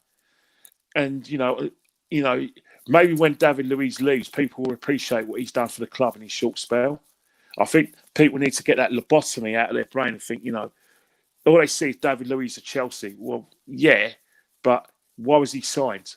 Because there's no leaders in the dressing room, and you want someone who's had experience of winning big trophies. So, in that respect, that people got to cut the guy some slack. But a big game like that, he turned up. Yeah, absolutely. Gabriel? 7. Great block towards the end. Harry Kane got very, very frustrated because of his energy. And one thing I like about Gabriel as well is that he didn't fall for the trap that Harry Kane was setting him. i.e. Harry Kane drops off the front three, goes into the sort of number 10 role. Gabriel goes and follows him, and then what Kane wanted to do is spin him, and then when Kane spins him, that leaves space for the attackers like Song and the BALE. Like at the London Stadium, you look at the goal that you scored, your first goal at the Tottenham Stadium. Gabriel gets sucked in. Partey doesn't press Kane. Kane turns, boom, gives the ball to Song. We're on a back foot now. We're on our heels. Song scores that worldie. That's where we went wrong. We didn't fall for that trap, and that's why I give it a 7. I thought it was a good performance. Oh, brilliant there, Kenny. Kieran Tierney. Man of the match performance. Give him a 9. Man of the match performance. Wow. You know, he recognised the situation. He gave Doherty a torrid time, and also he gave us the overloads alongside Smith Rowe. I think Smith Rowe probably challenged it for the man of the match. But on that side, turn of pace from Smith Rowe, getting behind and getting accurate crosses in. Number 9 for me. Brilliant. Thomas Partey. Thomas Partey had a better game. I thought he was dreadful against Burnley. I thought he was a bit cumbersome towards the end against the Olympiacos, but today, brilliant. 7 out of 10. Brilliant performance. You know, like physically, he was a menace, you know, to Ndombele. He, you know, like I said, he wasn't intimidated by Højbjerg, but Højbjerg went walkies, which he had to do. And he got a lot of space. He showed what he could do when he's 100% fit. 7 for me. Granit Xhaka. Steady Eddie, number 6. Didn't do anything spectacular. He is what he is in a team. You know, like I said, you know, protected the back 4. Brilliant performance. Brilliant. And this player, I was quite shocked at his performance yesterday. Saka. Tired, you know, like tired. Played too much football.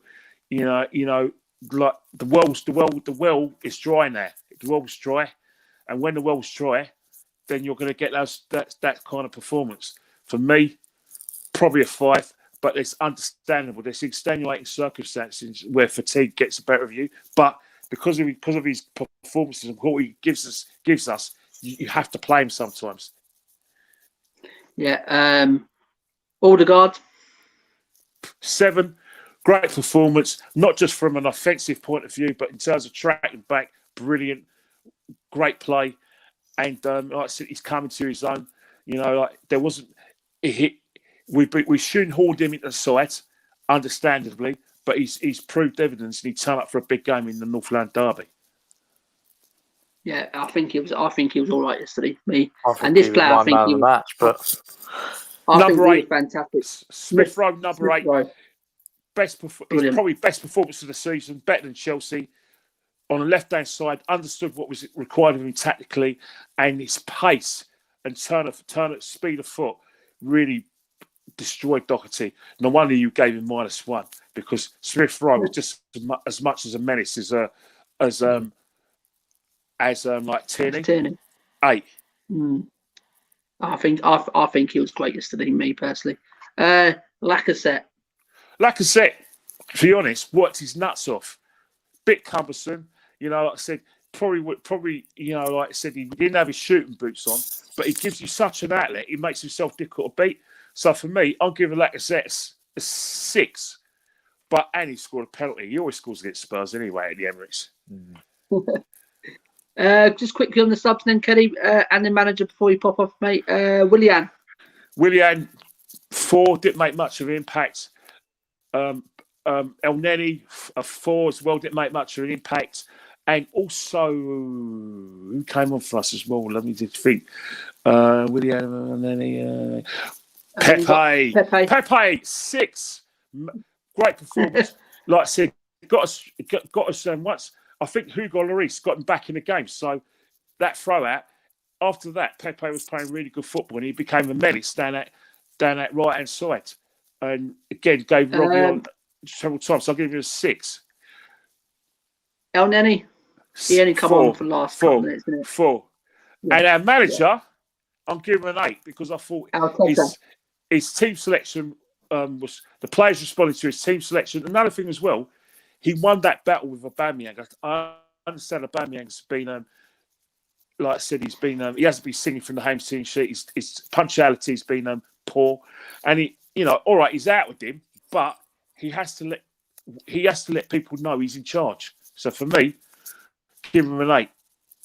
But I still think he should be replaced. But I still think he should be replaced. I still don't think he's the right man. But credit is where is deserved. Credit's due there, Kenny. Absolutely fantastic. Before you pop off, Kenny, just let us know. Aubameyang. Was it right to come out and call it out before the game? I think what's happened. It only becomes an issue if Aubameyang isn't selected for the next 2 or 3 games. If he's selected for the next game, then it's done. The matter's closed. But if it's a situation that's escalating, then man management issues are going to be looked into, and he will lose the dressing room. So he has to make sure that we don't have a situation with Unai Emery had with Mesut Ozil, and he had with Mesut Ozil, where it's complete and utter banishment, because that would say, Wayne on here, this ain't right here. You are picking on him, and we don't, in terms of like getting your message across, we don't trust you no more. And I think that's what managers need to do. If you're going to make an issue, like remember Kepa Arrizabalaga when he was insolent in the League Cup final, next match he didn't play. After that, match closed. But if you escalate it, then Arteta's going to have a man management problem, and he'll lose the dressing room. So that's what he needs to do. Don't escalate it any further. Play him and leave it at that. If he's selectable, that is. But if you make it an issue, then you lose the dressing room. Right, nice one, Kenny. Right. We're gonna look after yourself. You too, mate. Thanks for coming on. Absolutely appreciate you coming on, giving up your time again, Kenny. Absolutely appreciate it. Matt, cheer up, mate. I know you're still upset by it. I can see it in your face. I get it. I felt like that in December. It hurts. It hurts. Losing to your right. It takes at least a week to get over it, and that's I've been where you've been, mate. And I'll tell you one thing, right? When you beat us December, it hurt me badly. Since when you beat us at the Emirates in 2010, my eczema came up. That's how bad I felt after we lost to you. When we 2-0 up and we win 3, and you lot 3-2, I've never got over that the pain. It wasn't just a mental pain; it was a physical pain. So I get it, mate. Yeah, no, I appreciate that, mate. I'll be all right. I'll speak to you later. See you later, mate. Kenny, thanks for coming on, pal. Much love, guys. Much love, pal. Yeah, brilliant to have Kenny Ken on. Absolutely. Just to get over the thing that was going on yesterday.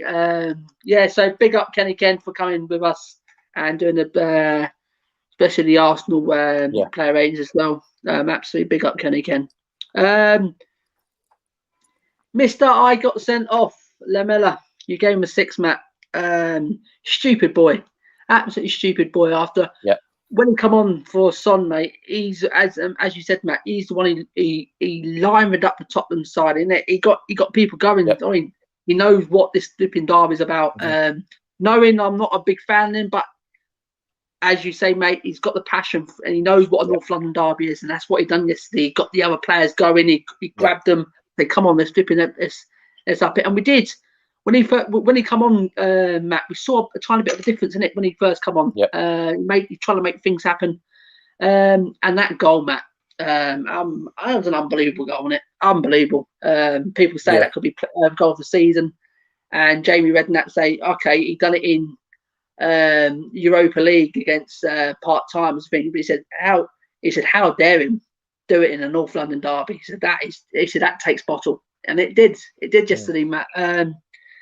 But after that, mate, he got the yellow card first, and we knew he was on the ropes. We knew what Lamela is like. He'll keep going at it, and he did in the end, and he got himself second yellow, and then it was a red in the end. He gave him a 6, Matt. I think first of all, looking back at his first yellow card, never a yellow card, pathetic, unbelievable that's a yellow card. He's won the whole ball, and then he's obviously taken through the man as well. Gets to the point where you're thinking you might as well just not have tackling in football. They're already talking about getting rid of headers. I don't know if you've heard about that. leads to dementia later in life. So it's just getting to the point where it's just getting pathetic, mate. I mean, I think the referee's got a lot to answer for yesterday. I've seen Lamela do the tackle and get a yellow, and I've seen Xhaka go in with 2 feet and he gets nothing. In fact, they actually get a throw in for it, or it goes out for our throw in rather than a free kick. So I think the officiating in the country is terrible. Mourinho had a dig at Michael Oliver, and them two do not have a good relationship in terms of the games that he has officiated when Mourinho's been in charge. So yeah, there is that. He brought energy, he brought passion, he put himself about. That's what you want in a North London derby. Absolutely. Yeah, it was silly the arm off. I've seen Moussa Dembele do it a hell of a lot of times though. Back in the day, when he went on his sort of runs, he uses his arm.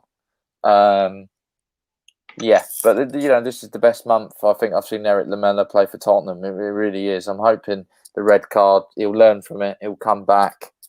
If he can start scoring goals and start chipping in with assists, then yeah, you've got a player, definitely.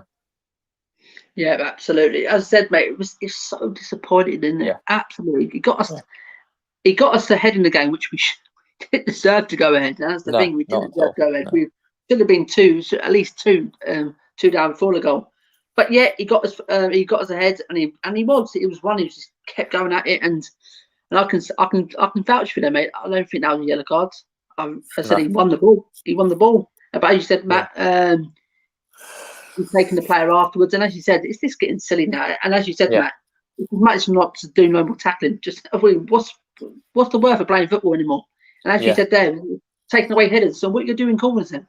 What are you going to? How are you going to flat corners then? What are you going to do? It's just going to be a goal fest, isn't it? It really is, I mean, you might just take short corners all the time. Maybe they'll just get rid of corners. Maybe they'll just get rid of everything in football. I don't know. I don't know what the answer is, mate. It's going stupid. It's ridiculous. Absolutely. And the sending off. Oh my God! Don't raise your arm. You don't raise your arm. It doesn't matter if he's saying it, he didn't know he didn't know where he was and things like that.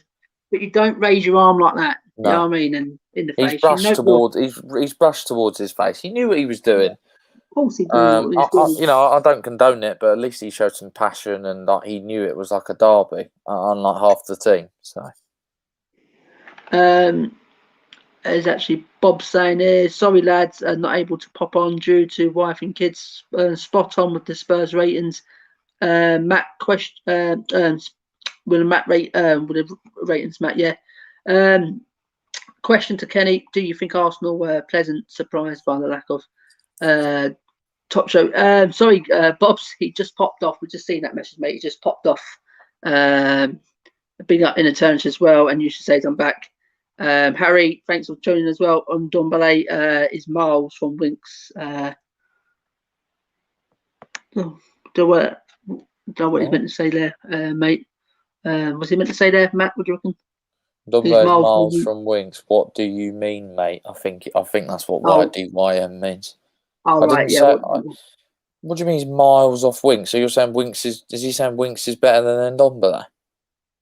Harry, do you want to get back on Matt there, mate? Lamela went from 0 to 0. Yeah, that's what me and Matt were saying here. He was going from a cracking goal. And then he just let it all down. He really did. Because if he didn't get sent off yesterday, Matt, and he finished the game like everyone would have been talking about it, but no one's going to talk about that goal now, are they? I mean, because he's got sent off. I don't even want to watch it, mate. I don't even want to watch it at this moment in time. We've scored probably 3 of the best goals in North London derby at the Emirates history, and we've lost all 3. So or drawn 1, I think. So just says it all. Musa Sissoko, you gave him a 5, mate. Well, and he came on and solided it up. He tried to help out the right hand side. He tried to bully the midfield, and it's no coincidence in that last 10-15 minutes. He came on for 15 minutes to go, 20 minutes to go. There's no coincidence that we stepped up and we let our attacking players up the pitch, because you had Sissoko and Højbjerg doing the sort of job. And maybe if you would have kept Ndombele on, you could have just gone free in midfield Ndombele and Højbjerg and Sissoko sitting, and Ndombele, let him up the Further pitch, up. give him freedom, and then get Kane and whoever else involved. And it's the ifs and buts, but I do believe that Arsenal could have been there for the taking yesterday. I really do. I think you're spot on, mate. And we keep saying about this, Matt. I think Ndombele's his position is further forwards. So I don't think he likes that position. I really don't, mate. He plays there because obviously he's instructed to. He's paid to. But me personally, I just don't think he likes playing there. Me personally, or even if it is, you play the three in midfield, and so you have Sissoko or Højbjerg, and then you let Ndombele just have a bit of a free role where he can kind of come back when he needs to and sort of go forward most of the time, because he knows he'll have that protection at the back. Absolutely, mate. Then we've gone to our last sub, Dele Alli, game of 5, mate. Yeah, I mean, he did more than most midfielders that came on. He was inches away from nodding that ball in, wasn't he? How close was that? It was inches. Honestly, it was like that. If you had a bigger afro, Matt, would you reckon? Yeah. Fellaini style. Fellaini style, yeah. No, he would. That was going in. He only needed to get a touch, and that was goal time. There are signs there. He's got his smile back. He's running into the box a lot more now. You can see he's a danger. When he's doing those runs that he likes to do. I wouldn't be surprised if he comes back into the team now, because I think we need to. Maybe he might want to freshen this up a little bit. Yeah, me personally, mate, I would have chucked him in yesterday. Really, personally, okay, you said Lucas. We gave Lucas man of match yesterday, and he was good. But there was different things what he could have done yesterday, Matt. I mean, as we said, against the lesser teams, you can play Bow out there on the right. And when you got teams like Arsenal, you got someone like Tierney, as you said, mate. He bombs up and down, and Gareth, you should. Josie should have this tactical mind in his head, say, "Listen, we're playing Arsenal today. Yep. I'm not playing Bale out there. Let's give someone who's going to actually work up and down with Doherty. You know what I mean? And put Bale in the 10. I think he would have been better. I really do. I think we could have probably come out and started better. I think we set up wrong, and this is probably why. I gave Josie this, mate. I don't know if you agree with me, but I gave Josie a 3 yesterday. Yeah. I think he got it wrong. He put Matt Doherty in. We all knew what was going on. I said, didn't I? Say, this is going to be great. Tierney against Doherty. We know there's only one winner. And then the tactical naivety of him and I'd say Sacramento to not even recognise what the hell was going on. I mean, you must have seen in that first half, right, enough's enough. We need to solid this up and get another body in midfield, or you change the right back and you bring in Aurier, because I'll tell you what, I know some people slate Aurier, but he would never have done that. He would have, if he would have got turned by Tierney, he would have fouled him outside the box and took the yellow card. Exactly, mate. And he wouldn't have got done for pace. And he would have got up and down the wing better, and he can get back quicker. I mean, it's an absolute joke that he thinks Doherty's good enough. Yeah, absolutely. We said this yesterday, Matt. We absolutely said this yesterday, innit? Aurier, if he was there, we know he's not the best of defenders and things like that, but he would have took one for the team. He would have dragged them down. He would have cared. He would have took a yellow card. You're not getting past me. If you're not getting past, I said, I'm bringing you down. As simple as that. Yeah. I mean, you might have to question Ledley King. I mean, he's a defensive coach. Well, I think he's a defensive coach. Is he not saying to Sacramento and Mourinho, we're getting done here on the right-hand side every time? Bring on a defender or bring in Sissoko so he can... I just don't get it, mate. It's tactical naivety, something he's supposed to be good at. Me, personally, I would have just got rid of him off the game, mate. At half time. Just get him away. Just get him away from that pitch and bring on Aurier. I know what you said. I think the problem is... We could go on, mate. If Mourinho would have done that, he would then have to realise that he made a mistake, and he doesn't do that. He's arrogant and he's very stuck in his own ways. Yes. And that's the problem. And that's what he needs to... He needs to come out of. Yeah, he needs to come out. Football's not like that now. There's so many... There's like a top 8 now rather than a top... There's no such thing as as a top 4 anymore, because it changes kind of every year. It's not like when he was at Chelsea, where there was just like 3 teams that dominated those positions. There's other teams now, because of the TV money, can spend money and bring in bigger players. He's got to adapt and evolve. Otherwise, we may have to rethink in the summer. Most definitely.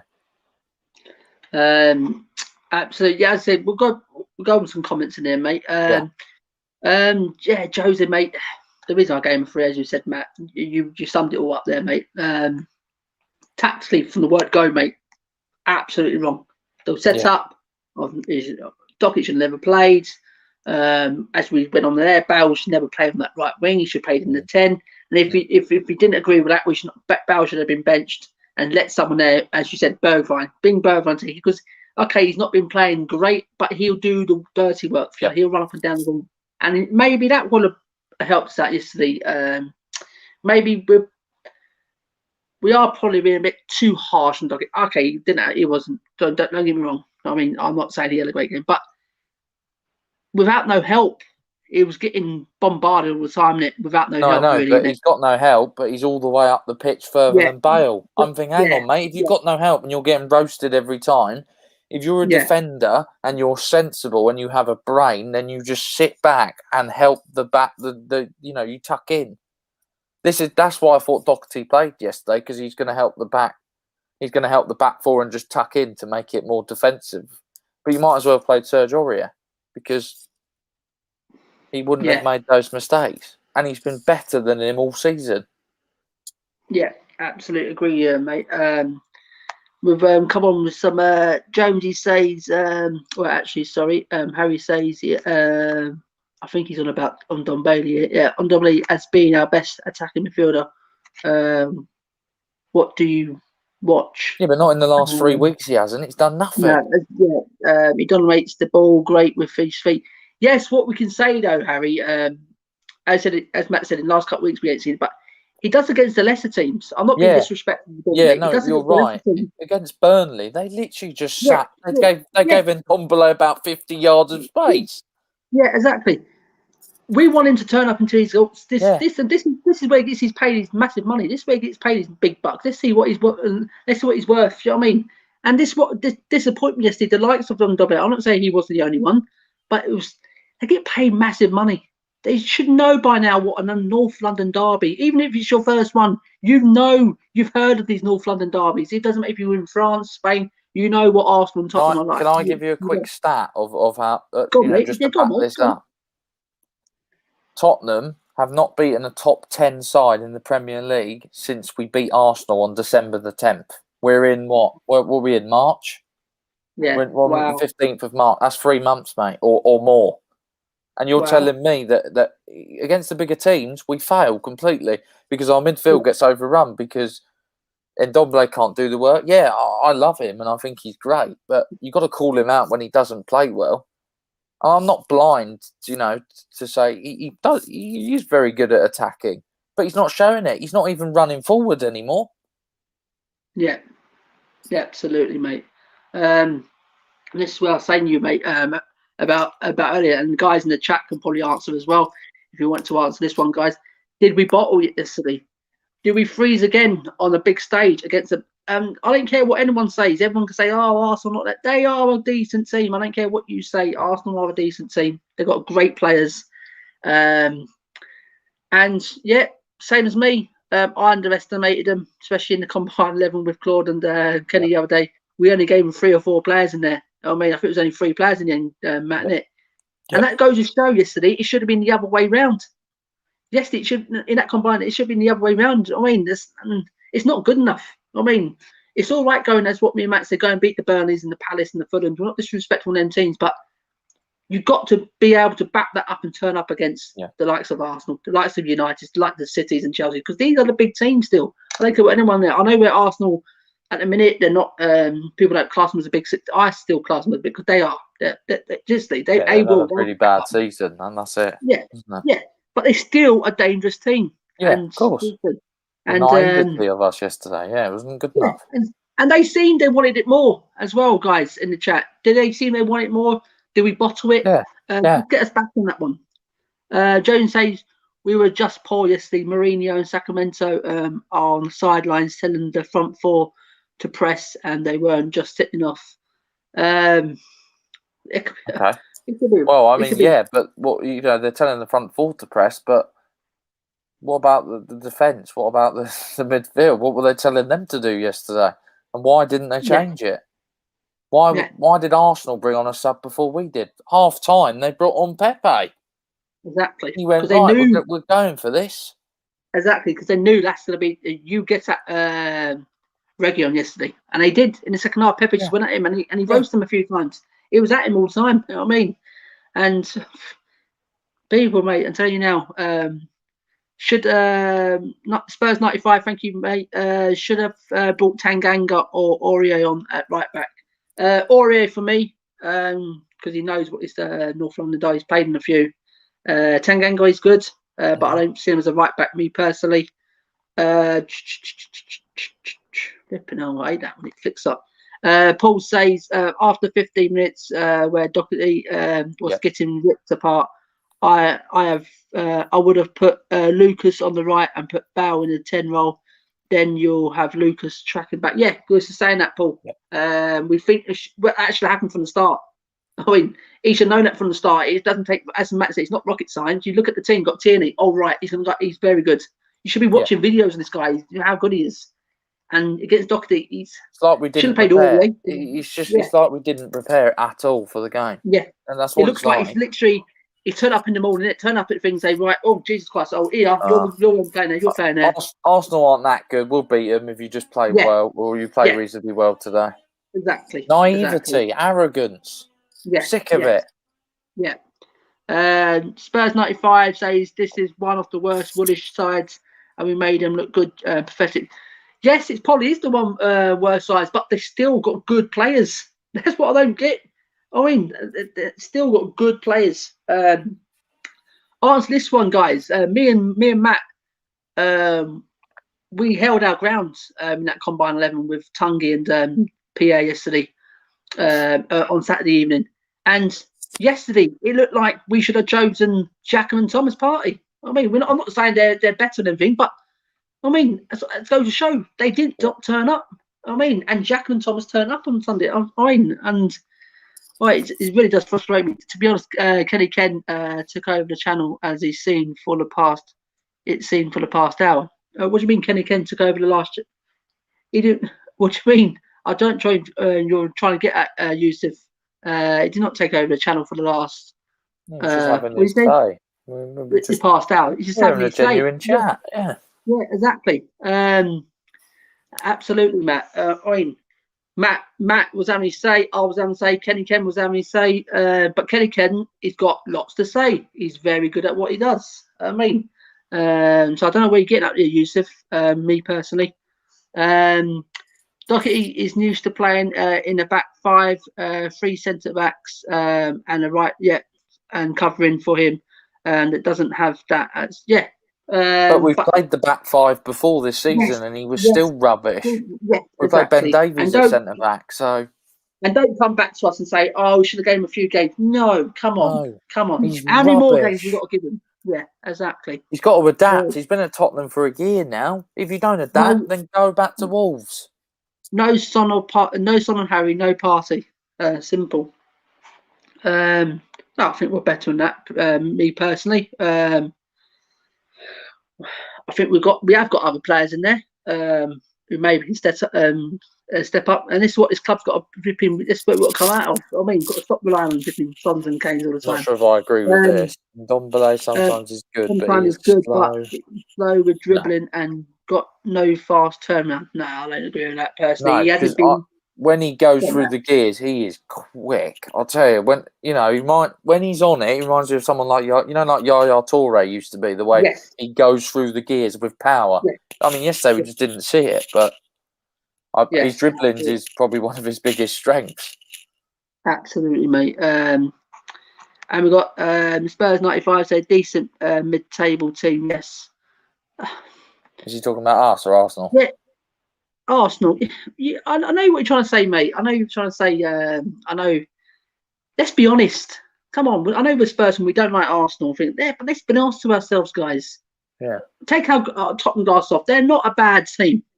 They just proved yesterday they're not a bad team, guys. They're not. They started well yesterday, and they played some good football as well.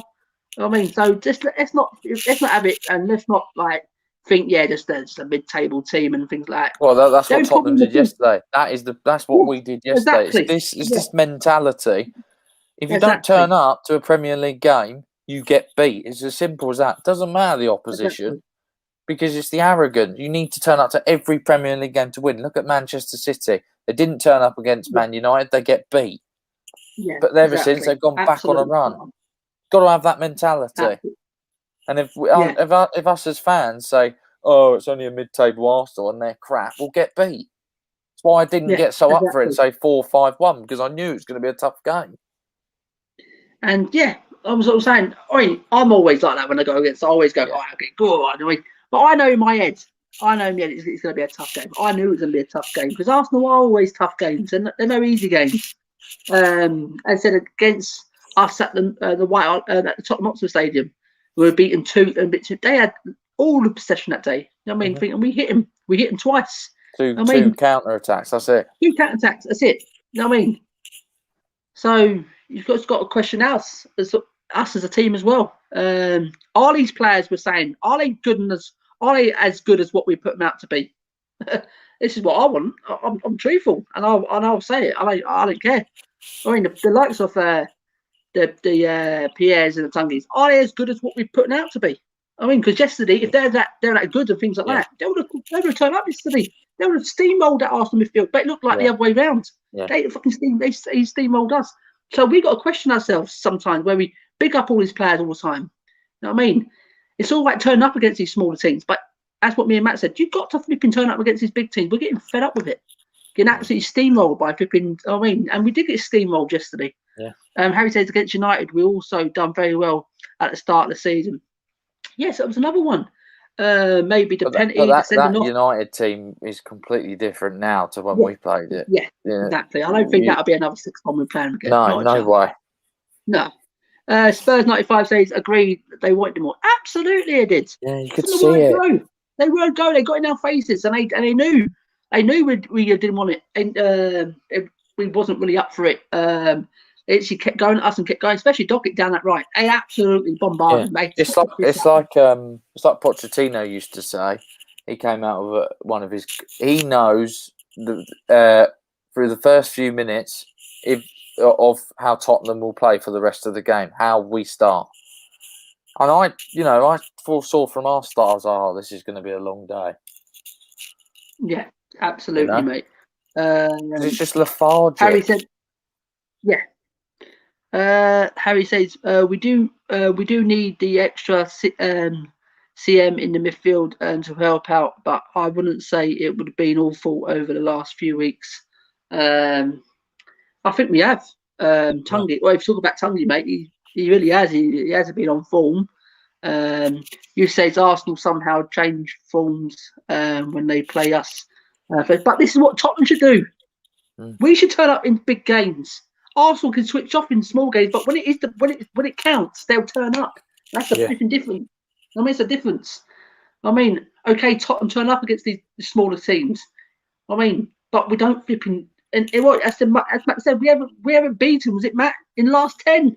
We haven't beaten anyone in the top 10 since Arsenal in December the 10th. That's not good enough. That is fucking shocking. Absolutely fucking shocking. Harry said our old squad didn't turn up. So, but we've said that. I haven't just said the midfield. I've said everyone. Yeah. Harry, if you go back to the start and watch this video all the way through after, mate, we actually called everyone out, mate. Apart from like Hugo Lloris, we couldn't really call him out because we thought it wasn't his fault yesterday. The players let Hugo down yesterday, and defence weren't great. The midfield was most of the game nowhere to be seen apart from the last 20 minutes. Kane wasn't his best game. We will call them out. We don't sugarcoat no one on it. If they need calling out, they bloody will. And you said I meant Kenny was talking more than that's all I meant. He's got lots of things. Yes, yeah, that's the thing. That's the thing you see when you get someone like Kenny Ken on. This is what me and Matt likes. When we pose a question to him, he'll answer it. He'll answer it properly. When we have other guests on, they go, it's like, yeah, I know he did, and like you go, right, cool. I mean, but Kenny answered. Kenny's got an answer for everything. He knows a lot about football. Kenny Ken. Yeah. You know what I mean, and he just wants to get off his chest. I mean, he just loves talking about football. He's knowledgeable as well.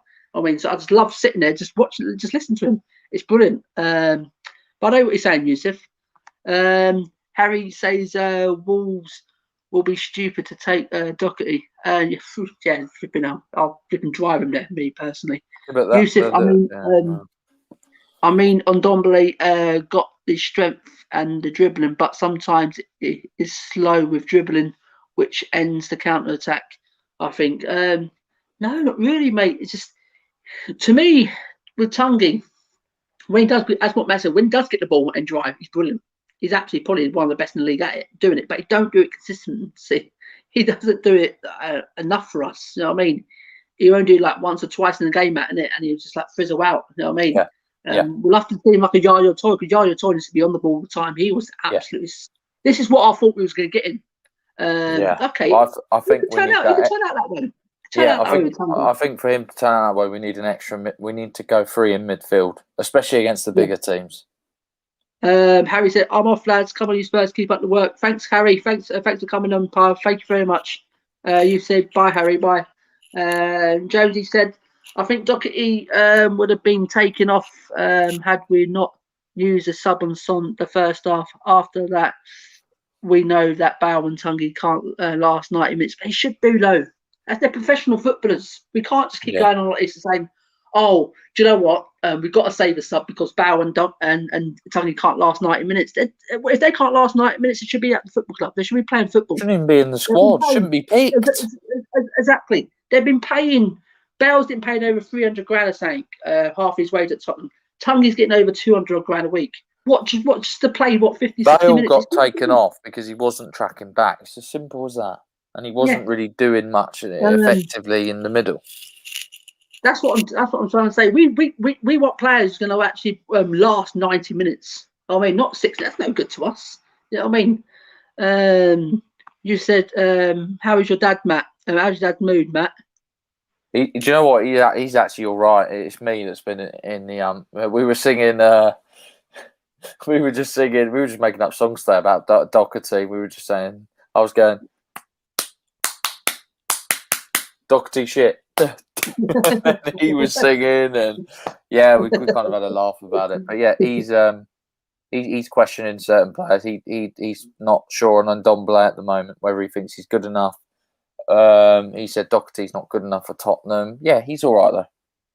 Yeah, absolutely spot on, mate. Paul says, "How's it going, Paul? Cheers for tuning in as well, mate."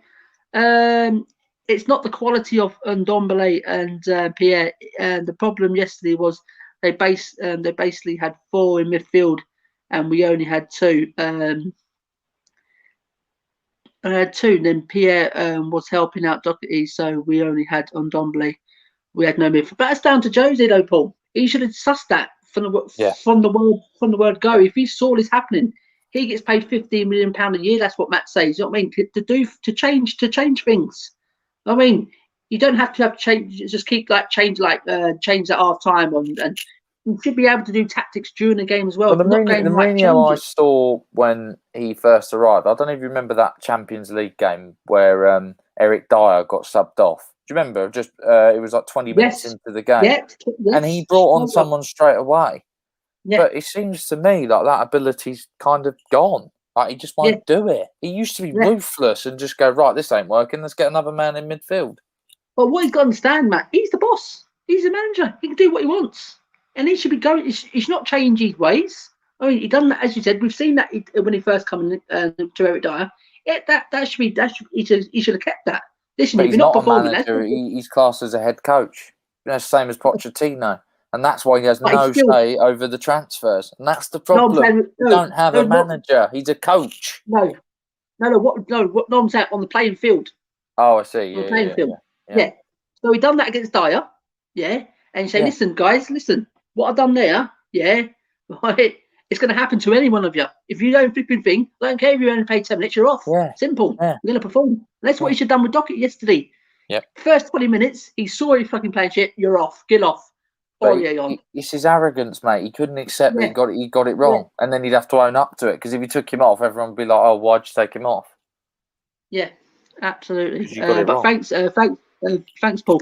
Yusuf, some people say Loris doesn't dive his ending, but he is the only one saving you at the defence in some games. I don't agree with that. I mean, he dives. I mean, he can't do anything about that goal, the deflected goal. No goalkeeper saves that. Listen, people, if you actually saw that from the behind, yeah, when all the guards shots, it's going to Loris's right. He's going down to his right. Yeah, he's obviously then he has to gone adjust. through Toby's legs, Yeah, deflecting to the other corner. it's spun, isn't it? He's trying to adjust his body to get to. He's tried, but he couldn't get there. So to me, yesterday, there's no way you could not blame Hugo for nothing yesterday. No. Really. Yo, Paul, you okay after that game? I think Tungi is struggling for fitness again. He needs a rest. Maybe. And we all call for Son to get a rest against Zagreb. He played him now. He's injured. This what frustrates me though, Matt. These sort of comments when you see these sort of comments, if you're having a rest and things like this, and but we've got to play our best team. If you want to win the Europa League, there's no bad teams anymore. It's either I said we spend a lot in the transfer and we get a lot of backup in. I mean, and rest these sort of players. But surely, Matt, they're getting paid all this money. I don't care what anyone says. Oh, it's tired. You're playing 2 games a week. You should be able to play 2 games a week. Even. I mean, the only thing I'd question in terms of, sometimes when in these Europa League games where the game's over and he still keeps Son and Kane on. That's the thing he's got wrong. And I agree with that. Yes, but in terms of starting them, no. And we've been calling them out in the watch-alongs, Matt, isn't it? Yeah. And we've been calling them out all along. So yeah, I totally agree with that. But when people say, "Oh, come on, it's got to be a lot on their body playing twice a week and things like that," and but some of them are paid 200 grand a week. Exactly. 200. I work 6 days a week. I don't say I'm tired. I go into work. Matt, you work as a fitness instructor and things like that. You know probably about that side of keeping fit and things like that. These players have got all the sports science. They've got everything at the club. Oh mate, they've got the facilities. They've got ice baths. They've got the chambers. And then they have the recovery sessions. There's no excuse. They're built for this. And exactly. But injuries happen. And hamstrings go. That's just the way of the game. And maybe when a hamstring goes, that's probably a sign of. It could be a blessing because it's kind of come at a good time. We got after Sunday, we got an international break for 2 weeks. If Son's going to get a couple of weeks off, he might be ready after the international break. We just don't know. Yeah, exactly. He's needed that rest. I've got Harry. I've got Harry in my fancy football league. Not even sure if I got any correct in the predictions. I don't think I You have to go and see. You have to go and see. Hey Yusuf, my mood has been pretty bad, pal. It was the manner of the defeat. Paul. Yeah, absolutely. We bottled it, Paul. I don't care what anyone says. We fucking bottled it again. We did. I don't care what anyone says. We fucking bottled it. You go 5 games unbeaten, win 5 games in a row against, as people say, the smaller, lesser teams. Where was that yesterday? That's what I'm saying. That's what I'm saying. We fucking bottled it. There's no excuses. Exactly, Simon. I blame Josie for us getting overrun in midfield. We should have changed it ASAP. Nobody saw the Arsenal lineup coming, so I can understand our line. Yes, maybe that threw. I really can't see how it threw, actually. No Aubameyang. I don't think that would have changed much with our thing, not having Aubameyang in there. Maybe was expecting Suarez to play, maybe Hector Bellerin. Yeah. Well, I mean, the Arsenal, even Kenny, Ken and Claude said Smith Rowe might not play, or Odegaard, and they might play like Willian or someone like that. Yes. So And I then think you got to give credit to Arteta for packing the midfield to try and stop Tottenham. Maybe he knew we were going to play a double pivot, and he thought, right, I can get at this. But he set up as a double pivot, did he? He set up as Xhaka and Thomas, and he played it for free. It was kind of like a double pivot, but you had Odegaard and Smith Rowe because they're young and they wanted it. They came back in to help, so it made it 4 in midfield across. So it nullified Højbjerg and Ndombele. They kind of played a narrow width, and they came back when they needed to pack the midfield. It was a good tactical plan, to be fair. Yeah, absolutely. Ronaldo scored a hat-trick in 30 minutes, broke Pele's record and became the highest official. Right, well done to Ronaldo. Incredible. There. Well done, Cristiano. Wow. Big up, lads. Josh, thanks for tuning in, pal. Top lad. Josh, we'll have to. I couldn't come on last night, mate. After the game, no, he's doing it tonight. He's doing it tonight, I think. Right. Is he doing it tonight? Let us know, Josh. Yusuf, you, Matt and Simon every day here streaming for more than 90 minutes, and they get paid and nil for these players' wages. yeah, we get paid for this. But yeah, I can see where you're coming from there. I love a percentage of these players' wages. Matt? Yeah, I wouldn't mind that either. Yeah, that'd be nice. Jonesy says, would you play Kane Thursday or rest? No, rest him. Seriously, mate, would that be the game more? Really? Yeah. I think I'll play him first half. You got to get that goal. We've got to get a goal. I don't fancy playing Kane. Seriously, pal. Even if Son's out as well, I don't think he'll trust. I don't think he'll risk Son. Maybe. Depends what Son. We haven't heard nothing about Son yet, mate. All we've heard is muscular, which is never a good sign. That's normally a couple of weeks at least. So I wouldn't risk Harry Kane as well. I really won't risk Harry Kane. But he will do. Though, Matty. You know what? Oh yeah, he's going to want to finish the tie. No Willian, no Pepe or Abba or Bellerin. And I think Pepe changed the game when he come on yesterday. And we was literally I'm one of them who's really said fucking Pepe. But I'll tell you what, mate, he come on, he actually he tormented that right hand side. I'm telling that for sure. Will you end it? Yes, we're gonna end it in a minute because I've got to go pick up my boys from school in a minute. I've got to go eat. Big up Josh. Big up Josh Moster. yeah, I saw that. Yes, but go on. He will play Kane all day. He will do. But in my eyes, we shouldn't do because I'm telling you now, we beat. Kind of see your point with Villa coming up. Yeah, we should beat these part timers. Yeah, I mean, I know they're not part timers, but we should be beating them. You know what I mean? And we should be beating Villa at the weekend. But I tell you now, mate, that's going to be a tough game. That Villa game, that is going to be a hell of a tough game. Yeah. Jonesy said, might be won't bring Lo Celso on Thursday. Well, let's hope Lo Celso. That could be not fit. He's not fit. He's bloody got back pain now. But Jonesy, I can see where you're coming from. That would, if Son is out for a while, that could be if we can get him back. Could be time as well. I mean, I'd rather see Bergwijn. I'd like to see Bergwijn on the left-hand side and go and attack people. Just go and unleash yourself. Spurs debate. Josh slays tonight at 9 p.m. Are you on it, Matt? Or I will try. I'll let you know. Yeah. About 7ish, Josh. I probably will come on for a bit. Yeah. I'll be on for that, pal.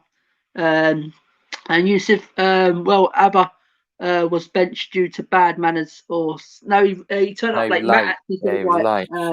It was late for the coach. So fair play to Arteta. Me personally, thinking, right, when you're playing Tottenham, you go into the stadium and the coach. Yeah, you can't have an attitude like that. You're late for the game. Yeah. Oh no, you're late. I don't know. I understand that, mate. But I understand, mate. Seriously, right? Against lesser teams, you can think, but when you got Tottenham coming up, that could have been pivotal yesterday for them. That could have been really pivotal. But they could have lost that game, and they tell you, Arsenal fans would have gone back at that Aubameyang. Say, why not Aubameyang? He should just started Aubameyang, and literally just flipping roast him after the game and banned him for the. I mean, But To me, I mean, arguably, Lacazette's been better than Aubameyang this season. yeah, like I said, mate. You know? I think he's an all-round, not a better player in that sense. Workhorse, isn't it? He works hard. We need a second striker like that. Honestly, we do. Yeah, definitely, absolutely. But that Lamela goal, outrageous. It was outrageous, Yusuf. It was outrageous. Seriously, It's goal of the season. Easy. How dare he do it in a North London derby? That guy's got some bollocks. He fucking got some bollocks.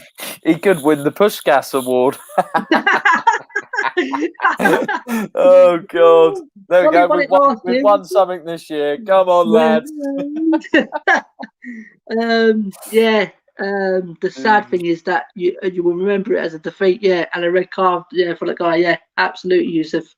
So Matt, overall, mate, me personally, where is it? Sorry, Matt. Where is it? Piss poor performance. That's what I've noted as. The Lamela or Son goal. Oh wow, Son's goal was good, but the actual technique of that. Whew. Yeah, no, unbelievable technique. It really is. Love my chatness. Go on, Josh. Go on, lad. That Son goal, the Son goal versus Arsenal, Lamela. I know Son goal at home was good, but Lamela's, mate, for I've never seen a goal like that. For technique like that, balls, and he actually megs Partey as well, and he put it into the bottom corner. You know what I mean? And Matt, do you know what, as we spoke about yesterday, the power he got behind it, the power behind that. Yeah. Oh my God! But if you look at his thighs, he's got they're like engines. They're flipping. They're tough as anything. Them things. Yeah. Bergwijn, Ali, step up when we need you. Lucas Kane Bale. That's not a bad shout. Any positives from yesterday? Any positives? The last 10 minutes. Wow. The last 10 minutes. The last 10 minutes. Maybe 20 minutes, Matt. Maybe 20, yeah. Yeah, maybe 20, yeah. I could say that, Matt. I agree with Matt there. Maybe. And Lucas Moura. Goal. Lucas Moura as well, another good performance. Yeah, another good performance by Lucas. Maybe like you say, Simon, we just have to write it off as a bad day, and we need to go on a run again. Doherty was a positive, I think. Oh dear, yeah, you got to laugh over it. It was an absolute shambolic, absolutely. Hey, you got me to smile. I mean, it was a good joke. So. Oh dear, yeah, it was a wasteful performance. It was wasteful. Yeah, that's what I said, Matt, yesterday. I know you was gutted. You was absolutely gutted yesterday. And Ali Lamela behind. And see you later. Yeah, Josh, I'll see you later. Yeah, tonight, send me the link. Yes. Yeah. Yusuf, Meg, Party, and Parties. Yeah, Regs is. He couldn't believe it, could he, Regs? No. But as I said yesterday, Matt, I know you was angry yesterday. Me, I'm a completely different fan. Me personally, I don't know. Get to me. It don't get to me. Do you know probably what it is, Matt? Because I've been supporting Tottenham for over 31 years. I'm used to it. Yeah, I suppose as well. Like you're a little bit older, and you've got like kids and stuff. So you kind of got, you kind of have to just get over it, and then you might have to do something for them, or Whereas me, I'm just. The thing is, Matt, I've always been like it though, mate. Before I had kids. Oh right. It's always been like it. It's just because I'm used to it. And it's Spursy, and I don't care what people don't like the word Spursy. It was Spursy yesterday. It was 5 great wins, and he gave against Arsenal when we bottled it, and it was Spursy yesterday. I don't care what anyone says. Yeah. And I'm used to them performances, mate. I'm used to dipping going on, but it was the other way round. When we was used to beating like United every now and then. Yeah, that's a good result. The next week, you get beat like by Norwich. You know what I mean? And you're saying, what's the point of beating United if you can't beat Norwich? Yeah. And so that's what I'm saying. Matt, I'm used to all that now. So that's good. That's overgrown me. Do you know what I mean? and it doesn't really bother me no more. You know what I mean? So if we got beaten heavy, I mean, yesterday, wow, that's the one good thing, Matt. We were lucky to not get beat heavy, mate. They hit the bar, they hit the post. Yeah. Yusuf, we're going to go out now. Yusuf says Kane scored a goal, right? So I technically got it correct. Yeah, it was close. It was margins again. It was just offside. Yeah, Matt was especially. He was mad, Matt. Mad. Yeah, I'm really sorry if anyone was wearing headphones. Yeah, but guys, thanks for everyone's joining the chat. Absolutely. Can I get one last thing in? That's just go on, on my mind. Yeah, go on, mate. It's not really a call out, but I'm disgraced with AFTV. I really am. I don't know if you've seen the watch along and certain things that have been going around. I've seen the watch along. I've seen the video on Twitter now. I'm disgusted, mate. I mean, they're supposed to. Robbie's someone who's looked up to in the YouTube sort of world football wise. Matt, before you think, Robbie did actually. I did see a clip of Robbie going, "Oh no, guys!" He was trying to cut his head. Come on, guys! He did actually think it was. I think it was more. I'm not going to call names out in there, but yeah, the guys knows in that studio. I'm quite disappointed with someone that that we thought was actually not a decent fan. I won't say his name. He knows who he is. But yeah, I was disgraced by it, and I know we don't like each other and we hate each other, but to celebrate pathetic someone getting a nasty injury, I think that's the difference between AFTV and I suppose Spurs sort of fan channels. I think they need to get it together. I think they need to grow up. And yeah, you know what? I hope karma comes back to bite him in the arse. I really do. I hope Son comes back and potentially if we get him in the Europa League, I hope he scores a winner. Or something like that, I just think I just had to get that off my chest, mate, because I thought it was really distasteful and horrible. And we could have went the other way though, Matt. We could have went the other way easy. With Saka. Well, apparently he's injured. I've heard he's injured, right? Yeah. But we could come out. I wish him a speedy recovery. I want him to be in the England team in the Euros. We're not like them, mate. I'm not going to be horrible, but that could be the karma already. Is this how declined Arsenal have come by celebrating? Celebrating and playing like Son going off because he's obviously got in their heads. Absolutely. Yeah. Keep hating. I think they hadn't beaten us in 5 games, and the emotion got the better. It doesn't matter about emotional, Jonesy. I can see where you're coming from, mate. You don't do it. You just don't do it. After what happens to a certain person, when certain person, everyone knows what happened on AFC. I'm not calling names out. Yeah, exactly. When he said something that when someone's getting subbed, and they took out proportion, they took out contents. That's arguably worse what they did yesterday. Yeah, exactly. And I believe this guy. I believe this guy for what he's meant to said, what he's meant to what he said and what he's meant to. I mean, so if they can do it for that, why can't they watch that video back and say, listen, no, and pull the ones, listen, that's not on, seriously. So James said, completely agree. See, yes, Yusuf, thank you very much for tuning in, mate. Absolutely pleasure, and Jonesy as well, and Paul, and Bob Spur, Josh, going Harry, beloved hotspur. I think that's it then. Yeah, I missed anyone. Oh yeah, and Spurs 95 as well. Lowe's as well come in and had a chat. Yeah, so we had some good chats today, really good. And thank you very much. So thanks to everyone thanks for everyone for coming in. Absolutely appreciate it. And yes, it didn't go our way. It was a piss poor performance, as you can see. What I've written there. We bottled it. We did not turn up against an half decent team. People say they're a mid-table team. Yes, they are. I think they're in the 4th position. Like we are in the 4th position. We know they can come back. I mean, they've got a good team, and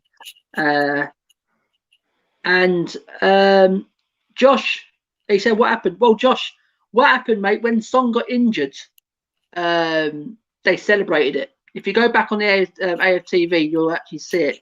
They celebrated Son. I won't say getting one injured. one of them pretty much said he deserved it in his own context. I'll if I can find the clip, mate, I'll get it on the WhatsApp.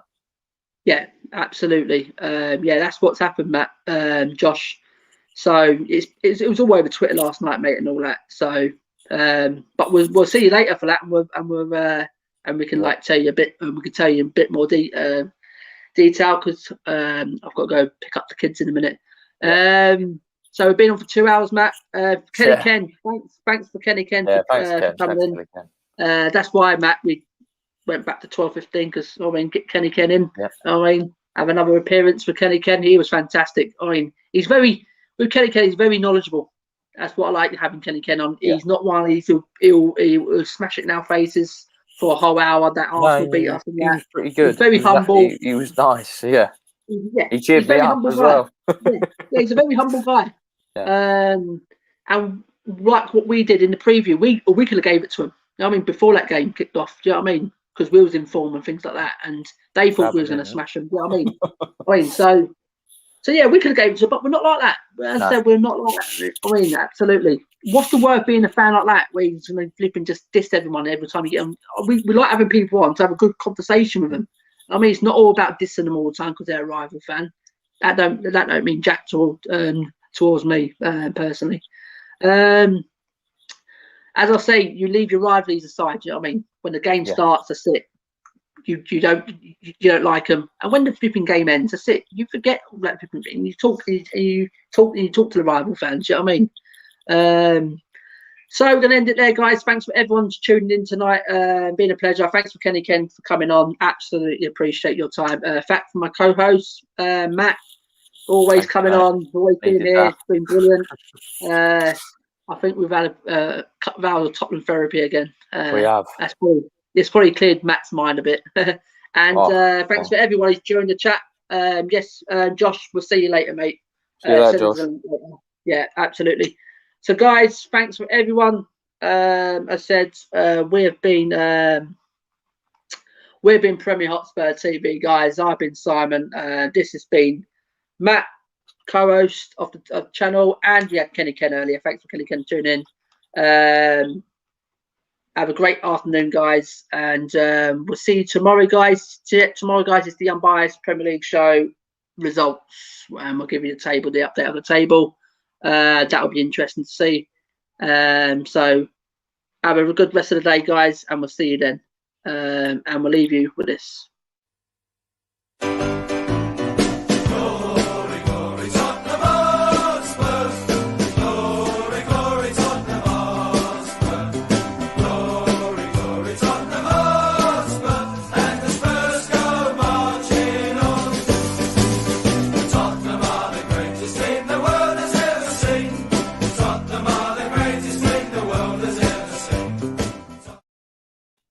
Have a great afternoon, guys, and we'll see you tomorrow. I don't know what time yet, but watch out for it, guys, and me and Matt will discuss what time. Thanks, guys, and we'll see you soon.